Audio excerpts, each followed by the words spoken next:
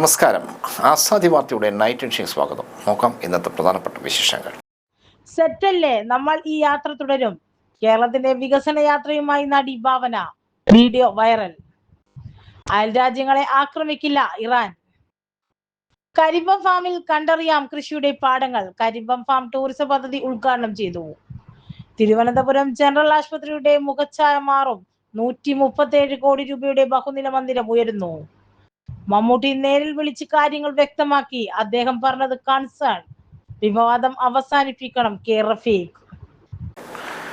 വിശദമായ വാർത്തകളിലേക്ക് പോകാം. അയൽ രാജ്യങ്ങളെ ആക്രമിക്കില്ല ഇറാൻ. അയൽ രാജ്യങ്ങൾക്ക് നേരെയുള്ള ആക്രമണങ്ങൾക്ക് താൽക്കാലികമായി നിർത്തിവെക്കുന്നതായി ഇറാൻ. അയൽ രാജ്യങ്ങളിൽ നിന്ന് ഇറാനെതിരെ ആക്രമണം ഉണ്ടായാൽ അല്ലാതെ ആ രാജ്യങ്ങളെ ആക്രമിക്കുകയോ മിസൈലുകൾ തൊടുക്കുകയോ ചെയ്യില്ലെന്ന് താൽക്കാലിക നേതൃസമിതി തീരുമാനിച്ചതായി ഇറാൻ പ്രസിഡന്റ് മസൂദ് പെസഷ്കിയാൻ പറഞ്ഞു. റഷ്യൻ പ്രസിഡന്റ് വ്ളാദിമിർ പുടിനുമായി ടെലിഫോണിൽ സംസാരിച്ച ശേഷമാണ് പുതിയ പ്രഖ്യാപനം. ഗൾഫ് മേഖലയിൽ യുദ്ധം ഒരാഴ്ച പിന്നിടവേ സാമ്രാജ്യത്വത്തിൻ്റെ ആയുധങ്ങളായി മാറരുതെന്ന് അദ്ദേഹം അയൽരാജ്യങ്ങളോട് അഭ്യർത്ഥിച്ചു. ഇറാൻ പരമോന്നത നേതാവ് ആയത്തുള്ള അലി ഖമേനിയുടെയും മുതിർന്ന സൈനിക കമാൻഡർമാരുടെയും വിയോഗം ചില ആക്രമണങ്ങൾക്ക് കാരണമായി. സൈന്യത്തിലെ ചില വിഭാഗങ്ങൾ സ്വതന്ത്രമായി പ്രവർത്തിച്ചതാണ് ഇതിലേക്ക് നയിച്ചത്. എല്ലാ അഭിപ്രായ വ്യത്യാസങ്ങളും മാറ്റിവയ്ക്കാം. അന്തസ്സോടെ പ്രതിസന്ധിയിൽ നിന്ന് ഇറാനെ പുറത്തു കൊണ്ടുവരാൻ ഒന്നിച്ച് നിൽക്കണം പെസഷ്കിയാൻ ആഹ്വാനം ചെയ്തു. ഇറാൻ നിരുപാധികതമായി കീഴടങ്ങാമെന്ന US പ്രസിഡന്റ് ഡൊണാൾഡ് ട്രംപിൻ്റെ ആവശ്യം തള്ളിയ പെസഷ്കിയാൻ അങ്ങനെയുള്ള സ്വപ്നം അവരെ ശ്മശാനത്തിലേക്ക് കൊണ്ടുപോകുമെന്ന് പ്രതികരിച്ചു. പുടിൻ ചർച്ച നടത്തി പശ്ചിമേഷ്യൻ സംഘർഷങ്ങൾ അടിയന്തരമായി അവസാനിപ്പിക്കാൻ GCC രാജ്യങ്ങളുമായി നിരന്തരം ബന്ധപ്പെട്ടു വരികയാണെന്ന് റഷ്യൻ പ്രസിഡന്റ് വ്ളാദിമിർ പുടിൻ. സംഘർഷം ഉടൻ അവസാനിപ്പിക്കണമെന്ന് അദ്ദേഹം ഇറാനോടും ആവശ്യപ്പെട്ടു. സെറ്റല്ലേ, നമ്മൾ ഈ യാത്ര തുടരും. കേരളത്തിന്റെ വികസന യാത്രയുമായി നടി ഭാവന. Video viral. കേരളത്തിന്റെ വികസന യാത്ര നമുക്ക് ഒന്നിച്ചു തുടരാമെന്ന് ആഹ്വാനം ചെയ്തിട്ടുള്ള നടി ഭാവനയുടെ വീഡിയോ വൈറൽ. PRD നിർമ്മിച്ച 1 മിനിറ്റ് ദൈർഘ്യമുള്ള വീഡിയോയിൽ സെറ്റല്ലേ, നമ്മൾ ഈ യാത്ര തുടരും എന്ന ഭാവനയുടെ വാക്കുകൾ മണിക്കൂറുകൾക്കകം തന്നെ വൈറലായി മാറി. അന്തർദേശീയ വനിതാ ദിനത്തോടനുബന്ധിച്ച് പുറത്തിറങ്ങിയ വീഡിയോയിൽ ഒരു ബൈക്ക് റൈഡറാണ് താരം കേരളത്തിലൂടെ സഞ്ചരിക്കുന്നത്. സംസ്ഥാനം കൈവരിച്ച സമഗ്രമായ പുരോഗതിയും സ്ത്രീ സുരക്ഷയും പ്രമേയമാക്കിയ വീഡിയോയിൽ ജലമെട്രോ, ലൈഫ് പദ്ധതി, സ്കൂൾ ആശുപത്രി വികസനം എന്നിവയെല്ലാം ഉൾപ്പെടുത്തിയിട്ടുണ്ട്. വീണ്ടും തുടരും, നമ്മൾ തുടരും, ഒന്നായി തുടരും, കേരളം വളരുമ്പോൾ എന്ന ഗാനവും വീഡിയോയുടെ ഹൈലൈറ്റ് ആണ്. അതിജീവനത്തിന്റെ പാതയിൽ മുഖ്യമന്ത്രി പിണറായി വിജയൻ നൽകിയ പിന്തുണ തനിക്ക് വലിയ ഊർജം നൽകിയെന്ന് ഭാവന കഴിഞ്ഞ ദിവസം ഒരു അഭിമുഖത്തിൽ വ്യക്തമാക്കിയിരുന്നു. കോടതി വിധി വന്നതിന് ശേഷമുള്ള മുഖ്യമന്ത്രിയുടെ വാക്കുകൾ തനിക്ക് വലിയ പ്രചോദനമായെന്നും താരം പറഞ്ഞിരുന്നു.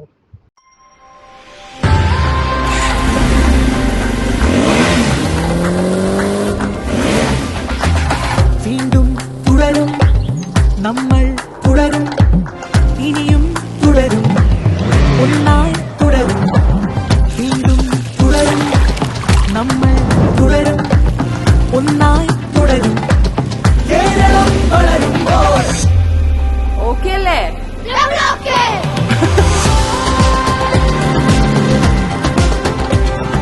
തുടരും, തുടരും, ഇവിടെ ഒന്നായി തുടരും, തുടരും നമ്മൾ. ഇത് കേരളം. തുടരും, തുടരും നമ്മൾ. തുടരും, തുടരും ഇവിടെ നവകേരളം. സെറ്റല്ലേ, നമ്മൾ ഈ യാത്ര തുടരും. തുടരും, തുടരും. അമ്മാനപ്പാറ ജാനകീയാരോഗ്യ കേന്ദ്രം തുറന്നു. അമ്മാനപ്പാറയിൽ നിർമ്മിച്ച പരിയാരം പഞ്ചായത്ത് ജനകീയാരോഗ്യ കേന്ദ്രം MV ഗോവിന്ദൻ മാസ്റ്റർ MLA ഉദ്ഘാടനം ചെയ്തു. ഗ്രാമപഞ്ചായത്ത് പ്രസിഡന്റ് C ബാലകൃഷ്ണൻ അധ്യക്ഷനായി. ജില്ലാ പഞ്ചായത്ത് സ്ഥിരം സമിതി അധ്യക്ഷൻ P Raveendran, panchayat vice president K Shaima, സ്ഥിരം സമിതി അധ്യക്ഷരായ T Sunilkumar, TV Padmalochan, OV Rama, block panchayat അംഗങ്ങളായ ബിന്ദു ബിനോയ്, P ഷൈനി, ഗ്രാമപഞ്ചായത്ത് അംഗം I Sreekumar, deputy DMO KC സച്ചിൻ, DPMP അനിൽകുമാർ, സെക്രട്ടറി അനിൽകുമാർ, വിവിധ രാഷ്ട്രീയ കക്ഷി പ്രതിനിധികൾ എന്നിവർ പങ്കെടുത്തു. കരിമ്പം ഫാമിൽ കണ്ടറിയാം കൃഷിയുടെ പാഠങ്ങൾ. കരിമ്പം ഫാം ടൂറിസം പദ്ധതി ഉദ്ഘാടനം ചെയ്തു. 1 കോടി രൂപ ചെലവഴിച്ച് കരിമ്പം ജില്ലാ കൃഷിത്തോട്ടത്തിൽ നടപ്പാക്കിയ കരിമ്പം ഫാം ടൂറിസം പദ്ധതി MV ഗോവിന്ദൻ മാസ്റ്റർ MLA ഉദ്ഘാടനം ചെയ്തു. ഫാമിൻ്റെ ഭൂപ്രകൃതി പരമാവധി പ്രയോജനപ്പെടുത്തിയുള്ള പദ്ധതിയിൽ ഫാം നടന്നു കാണാൻ കൈവരികളോട് കൂടിയ കല്ലുപാകിയ നടപ്പാത, ഇരിപ്പിടങ്ങൾ എന്നിവയോടൊപ്പം ഡോർമെട്രിയും ശുചിമുറിയും സജ്ജമാക്കിയിട്ടുണ്ട്. നിലവിലെ പ്രവാസന കവാടം ആകർഷകമാക്കിയതിനൊപ്പം ഓപ്പൺ എയർ ഓഡിറ്റോറിയവും നിർമ്മിച്ചു. ഭാവിയിൽ ഇവിടെ ഫാമിനെ അറിയാനും കാർഷിക പരീക്ഷണങ്ങൾക്കും അവയുടെ പ്രദർശനത്തിനും ഡിജിറ്റൽ സാങ്കേതിക മികവോടെയുള്ള പ്രദർശനവുമൊക്കെ ഒരുക്കാനാകും. സഹവാസ ക്യാമ്പുകൾ ഉൾപ്പെടെ നടത്താനാകും വിധമാണ് പദ്ധതിയുടെ രൂപകൽപ്പന. പരിപാടിയിൽ കരിമ്പം ഫാമിൽ തയ്യാറാക്കിയ കുത്തരി കരിമ്പം റൈസ് ലോഞ്ചിങ്ങും MLA നിർവഹിച്ചു. പദ്ധതിയുടെ ഭാഗമായി നിർമ്മിച്ച ഓഡിറ്റോറിയത്തിൽ നടന്ന പരിപാടിയിൽ ജില്ലാ പഞ്ചായത്ത് പ്രസിഡന്റ് അഡ്വക്കേറ്റ് ബിനോയ് കുര്യൻ അധ്യക്ഷത വഹിച്ചു. Taliparamba block panchayat president Jaseesh G Vadakkat, ജില്ലാ പഞ്ചായത്ത് സ്ഥിരസമിതി അധ്യക്ഷന്മാരായ എ പ്രദീപൻ, രജനി മോഹൻ, ബ്ലോക്ക് പഞ്ചായത്ത് അംഗങ്ങളായ PK Kunhiraman, P Madhavan, Kurumathur panchayat president SP Rameshan, panchayat അംഗങ്ങളായ P Ashokan, VV Chandramathi, PV Rajan, പൊതുമരാമത്ത് assistant engineer K Ashish Kumar, farm superintendent KP Rasna, വിവിധ രാഷ്ട്രീയ കക്ഷി പ്രതിനിധികൾ എന്നിവർ പങ്കെടുത്തു.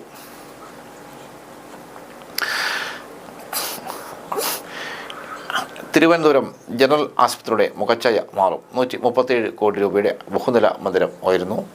തിരുവനന്തപുരം ജനറൽ ആശുപത്രിയാണ് കിഫ്ബിയിലൂടെ 137 കോടി ഉപയോഗിച്ച് ബഹുനില മന്ദിരം ഉയരുന്നത്. മന്ദിരത്തിൻ്റെ നിർമ്മാണ ഉദ്ഘാടനം ശിലാസ്ഥാപനവും മാർച്ച് 9 വൈകുന്നേരം 5 മുഖ്യമന്ത്രി പിണറായി വിജയൻ നിർവഹിക്കും.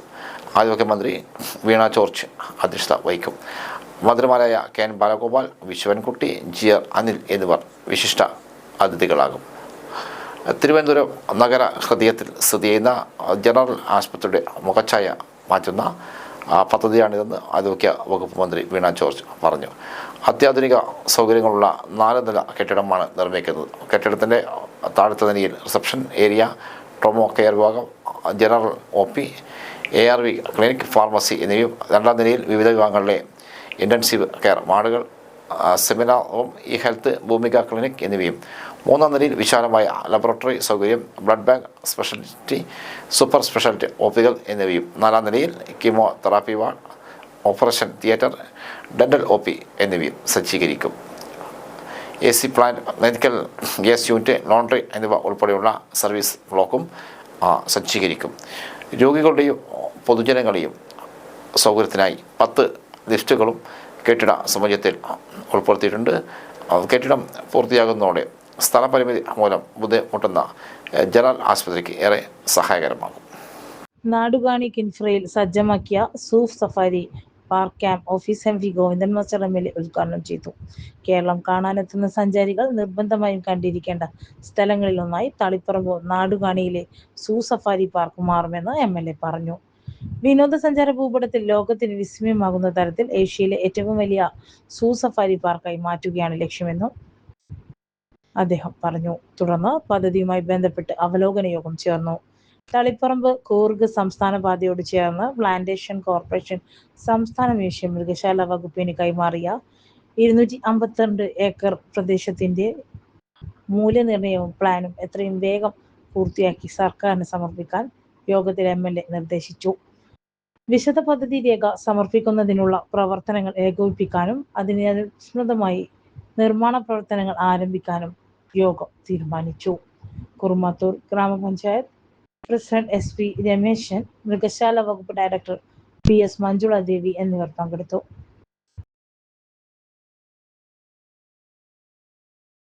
മമ്മൂട്ടി നേരിൽ വിളിച്ച് കാര്യങ്ങൾ വ്യക്തമാക്കി. അദ്ദേഹം പറഞ്ഞത് കൺസേൺ വിവാദം അവസാനിപ്പിക്കണം. K റഫീഖ് വയനാട് ടൗൺഷിപ്പ് സന്ദർശിക്കാനെത്തിയ സന്ദർഭത്തിൽ നടൻ മമ്മൂട്ടി മനഃപൂർവ്വം അപമാനിക്കാൻ ശ്രമിച്ചെന്ന രീതിയിൽ നടക്കുന്ന പ്രചരണങ്ങളോട് പ്രതികരിച്ച് CPM വയനാട് ജില്ലാ secretary K Rafeeq. Mammootty township സന്ദർശിക്കാനെത്തിയപ്പോൾ മറ്റൊരു പരിപാടിയുടെ ആവശ്യത്തിനായി റഫീഖും സ്ഥലത്തുണ്ടായിരുന്നു. തിരക്കും ബഹളവും ഒഴിവാക്കാനായി ഇടപെട്ടപ്പോൾ ഇത്തരം ഇടപെടലുകൾ തെറ്റിദ്ധരിക്കപ്പെട്ടേക്കാമെന്ന കൺസേൺ ആണ് മമ്മൂട്ടി പങ്കുവച്ചതെന്ന് റഫീഖ് പറയുന്നു. ഫേസ്ബുക്ക് പോസ്റ്റിലൂടെയാണ് റഫീഖിന്റെ പ്രതികരണം. മമ്മൂട്ടി നേരിട്ട് ഫോണിൽ വിളിക്കുകയും കാര്യങ്ങൾ വ്യക്തമാക്കിയതും വ്യക്തിപരമായി അപമാനിക്കാൻ ശ്രമിച്ചിട്ടില്ല എന്നും പറഞ്ഞുവെന്നും റഫീഖ് കുറിപ്പിൽ വ്യക്തമാക്കുന്നുണ്ട്.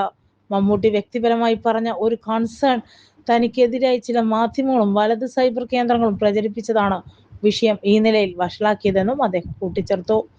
ദുരന്ത ജീവിതം താറുമാറാക്കിയ നമ്മുടെ പ്രിയപ്പെട്ടവരുടെ പുഞ്ചിരിയാണ് നമുക്ക് ഏറ്റവും പ്രിയപ്പെട്ടതെന്ന് തിരിച്ചറിഞ്ഞാൽ പരിഭവങ്ങളും തർക്കങ്ങളും മാറ്റിവെച്ച് നമുക്ക് ചേർന്ന് നിൽക്കാൻ എന്താണ് തടസ്സം എന്ന വാചകത്തോടെയാണ് അദ്ദേഹം കുറിപ്പ് അവസാനിപ്പിക്കുന്നത്. MLA ഫണ്ട് പ്രവർത്തികൾക്ക് അനുമതി നിഷേധിക്കുന്നതിനെതിരെ LDF മാർച്ച് ചൊവ്വാഴ്ച. വികസനം തടസ്സപ്പെടുത്തി ജനങ്ങളെ ദ്രോഹിക്കുന്ന കണ്ണൂർ കോർപ്പറേഷൻ ഭരണാധികാരിയുടെ നിലപാടിൽ പ്രതിഷേധിച്ച് LDF നേതൃത്വത്തിൽ ചൊവ്വാഴ്ച മാർച്ച് നടത്തും. MLA ഫണ്ട് പ്രവർത്തികൾക്ക് അനുമതി നിഷേധിച്ചാണ് കോർപ്പറേഷൻ കണ്ണൂർ മണ്ഡലത്തിൽ വികസനം നടക്കുന്നത്. രാവിലെ 10 നടക്കുന്ന മാർച്ച് CPM ജില്ലാ സെക്രട്ടറി KK രാഗേഷ് ഉദ്ഘാടനം ചെയ്യും. കണ്ണൂർ മണ്ഡലത്തിൽ മന്ത്രി രാമചന്ദ്രൻ കടന്നപ്പള്ളി MLA ഫണ്ട് ഉപയോഗിച്ച് നടപ്പാക്കുന്നതിന് നിർദ്ദേശിച്ച പദ്ധതികളെല്ലാം കോർപ്പറേഷൻ ഏറ്റെടുക്കാതെയോ അനുമതി നൽകാതെയോ മുടക്കുകയാണ്. മണ്ഡലത്തിൽ വിയോജനങ്ങൾക്ക് പകൽ വിശ്രമ കേന്ദ്രങ്ങൾ ഒരുക്കുന്നതിനായി 1 കോടി രൂപ അനുവദിച്ചെങ്കിലും സ്ഥലം അനുവദിക്കാത്തതിനാൽ തുടർ നടപടികളിലേക്ക് കടക്കാനായില്ല. നിരവധി തവണ കോർപ്പറേഷൻ അധികൃതർക്ക് നിർദ്ദേശം നൽകിയെങ്കിലും നിഷേധ നിലപാടാണ് ആവർത്തിക്കുക. MLA ഫണ്ടിലും ബജറ്റ് ഫണ്ടിലും അനുവദിച്ച പല റോഡുകളുടെയും അറ്റകുറ്റപ്പണിക്കുള്ള എസ്റ്റിമേറ്റ് സമർപ്പിക്കാത്തതു കാരണം ഭരണാനുമതി ലഭിക്കുന്നില്ല. ജില്ലാ ഹോമിയോ ആശുപത്രിക്കായി MLA ഫണ്ട് ഉപയോഗിച്ച് കെട്ടിട നിർമ്മാണം തുടങ്ങിയെങ്കിലും കോർപ്പറേഷൻ സ്റ്റോപ്പ് മെമ്മോ നൽകിയതോടെ അതും മുടങ്ങി. തോട്ടട സൗന്ദര്യവൽക്കരണ പദ്ധതിയുടെ ഭാഗമായി വിളക്കുകൾ സ്ഥാപിക്കുന്നതിനും അനുവാദം നൽകുന്നില്ല. കണ്ണൂർ ടൗൺ സ്ക്വയറിൽ പന്തൽ നിർമ്മാണം തുടങ്ങിയതോടെ അതിന് സ്റ്റോപ്പ് മെമ്മോ നൽകുകയാണ് കോർപ്പറേഷൻ ചെയ്തത്. കോർപ്പറേഷൻ സ്ഥലം വിട്ടു നൽകാത്തതിനാൽ സ്പോർട്സ് സ്കൂൾ വികസനവും നടപ്പാക്കാവുന്നില്ല. ജൂബിലി ഹാളിൽ കോർപ്പറേഷൻ ഓഫീസാണ് ഇപ്പോൾ പ്രവർത്തിക്കുന്നത്. ജൂബിലി ഹാളിന്റെ മതിൽ പൂർത്തിയാക്കുവാനും അനുവാദം നൽകുന്നില്ല. കാലവർഷക്കെടുതി ഫണ്ടിൽ അറ്റകുറ്റപ്പണി അനുവദിച്ച പല റോഡുകളും എസ്റ്റിമേറ്റ് ലഭിക്കാത്തതു കാരണം ഭരണാനുമതി ലഭിക്കാൻ വൈകുകയാണ്. ഈ സാഹചര്യത്തിലാണ് LDF കണ്ണൂർ മണ്ഡല കമ്മിറ്റി മാർച്ച് നടത്തുന്നത്. മാർച്ച് വിജയിപ്പിക്കാൻ LDF മണ്ഡലം കൺവീനർ KP സുധാകരൻ അഭ്യർത്ഥിച്ചു. ക്ഷേമ പെൻഷൻ 3000 ആക്കും. സ്ത്രീകൾക്ക് സൗജന്യ യാത്ര. വമ്പൻ പ്രഖ്യാപനങ്ങളുമായി UDF പോയ്പടിയെന്ന് സോഷ്യൽ മീഡിയ. വരാനിരിക്കുന്ന നിയമസഭാ തെരഞ്ഞെടുപ്പ് മുന്നോടിയായി കേരളത്തിലെ ജനങ്ങളുടെ സാമൂഹിക സുരക്ഷ ഉറപ്പാക്കുന്നതിനും സ്ത്രീകളെയും യുവാക്കളെയും ശാക്തീകരിക്കുന്നതിനുമായി 5 വാഗ്ദാനങ്ങൾ പ്രഖ്യാപിച്ച് രാഹുൽ ഗാന്ധി. പ്രതിപക്ഷ നേതാവ് VD സതീശൻ നയിച്ച പുതുയുഗ യാത്രയുടെ സമാപന സമ്മേളനത്തിൽ വെച്ചാണ് രാഹുൽ ഗാന്ധി പ്രഖ്യാപനം നടത്തിയത്.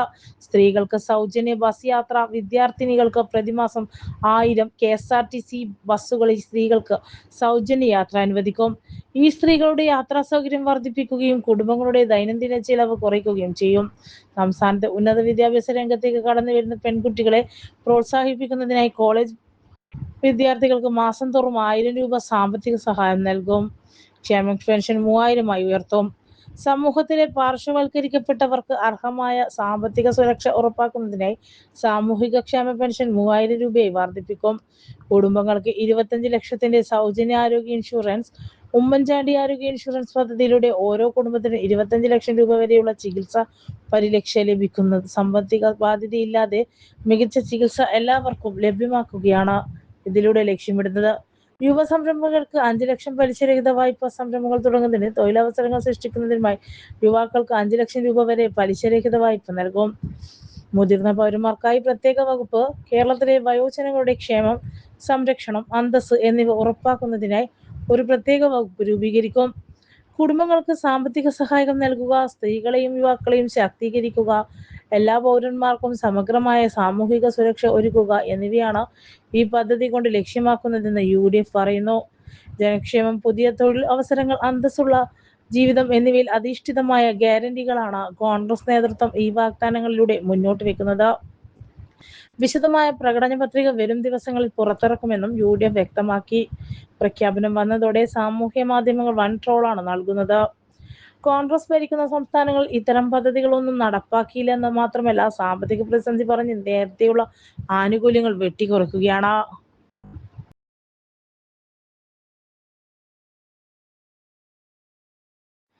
പഴമയുടെ പെരുമ വിളിച്ചോതി നാട്ടുപഴമ പ്രദർശനം.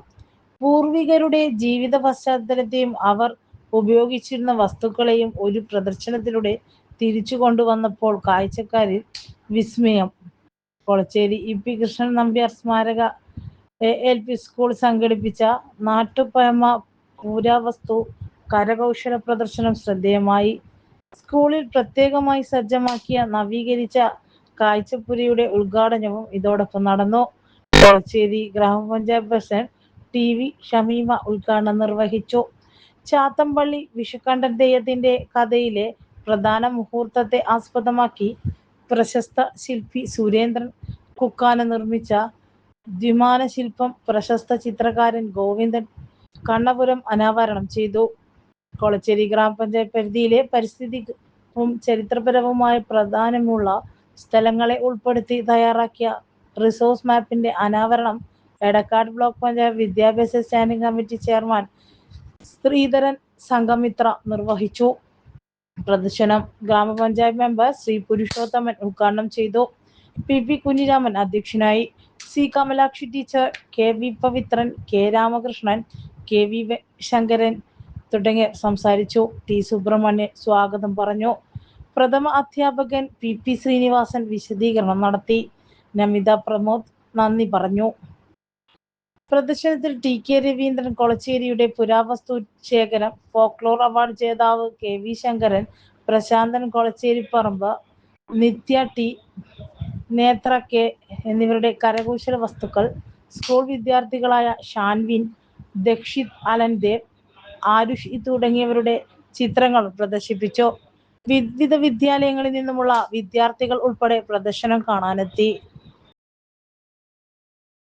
അമ്മമാരിലൂടെ കുട്ടികൾക്ക് ഇംഗ്ലീഷ് പഠന പിന്തുണ. കുടുംബശ്രീയുടെ അമ്മ ടീച്ചർ പദ്ധതിക്ക് തുടക്കം. കുടുംബശ്രീ കാസർഗോഡ് ജില്ലാ മിഷൻ ജില്ലാ പഞ്ചായത്തുമായി ചേർന്ന് നടപ്പാക്കുന്ന അമ്മ ടീച്ചർ പദ്ധതി M രാജഗോപാലൻ MLA ഉദ്ഘാടനം ചെയ്തു. അയൽക്കൂട്ട കുടുംബത്തിലെ 4ാം ക്ലാസ് വരെ പഠിക്കുന്ന വിദ്യാർത്ഥികൾക്ക് അമ്മമാരുടെ സഹായത്തോടെ വീടുകളിൽ ഇംഗ്ലീഷ് പഠനത്തിന് പിന്തുണ നൽകുകയാണ് പദ്ധതിയുടെ പ്രധാന ലക്ഷ്യം. സുരക്ഷിത ബാല്യം, മികവാർന്ന രക്ഷാകർതൃത്വം എന്ന സന്ദേശവുമായി സംഘടിപ്പിക്കുന്ന ഈ പദ്ധതിയിലൂടെ അമ്മമാർക്ക് ഇംഗ്ലീഷ് ഭാഷയിലുള്ള ആശയവിനിമയം പൂർണ്ണമായി സാധ്യമാക്കാനും ലക്ഷ്യമിടുന്നു. ജില്ലാ പഞ്ചായത്തിന്റെ സഹകരണത്തോടെ കുടുംബശ്രീ ജില്ലാ മിഷൻ സംഘടിപ്പിച്ച ബാക്ക് ടു ഫാമിലി ക്യാമ്പയിൻ ലഭിച്ച പങ്കാളിത്ത സമീപനത്തിനുള്ള ഏറ്റവും വലിയ സാമൂഹിക ശാക്തീകരണ പഠന പരിപാടി ടാലന്റ് റെക്കോർഡ് ബുക്കിന്റെ ഇന്ത്യ ബുക്ക് ഓഫ് റെക്കോർഡിൽ ഇടം നേടിയ പുരസ്കാരം സ്വീകരണ ചടങ്ങും നടന്നു. പുരസ്കാര സമർപ്പണം ഗിന്നസ് സത്താർ ആദൂർ നിർവഹിച്ചു. M രാജഗോപാലൻ MLA ഏറ്റുവാങ്ങി. ബാക്ക് ടു ഫാമിലി ക്യാമ്പയിൻ പദ്ധതിയുടെ തുടർച്ചയായാണ് അമ്മ ടീച്ചർ പരിപാടി ഒരുങ്ങുന്നത്. പദ്ധതിയുടെ ഭാഗമായി അയൽക്കൂട്ടത്തിലെ അമ്മമാർക്ക് 25 ദിവസം കൊണ്ട് 50 മണിക്കൂർ ദൈർഘ്യമുള്ള പരിശീലനം നൽകും. നീലേശ്വരം നഗരസഭാ ചെയർമാൻ PP മുഹമ്മദ് റാഫി അധ്യക്ഷനായി. കുടുംബശ്രീ ജില്ലാ മിഷൻ കോർഡിനേറ്റർ രതീഷ് പിലിക്കേട്, നഗരസഭ വൈസ് ചെയർപേഴ്സൺ PM സന്ധ്യ, ബിന്ദുരാജ്, KV രവീന്ദ്രൻ സംസാരിച്ചു. CKM കിഷോർ കുമാർ സ്വാഗതം, S മനു നന്ദിയും പറഞ്ഞു. പ്രൊഫസർ TA ഉഷാകുമാരിക്ക് CO പൗലോസ് മാസ്റ്റർ സ്മാരക പുരസ്കാരം. പ്രൊഫസർ TA ഉഷാകുമാരിയെ CO പൗലോസ് മാസ്റ്റർ സ്മാരക പുരസ്കാരത്തിന് തെരഞ്ഞെടുത്തു.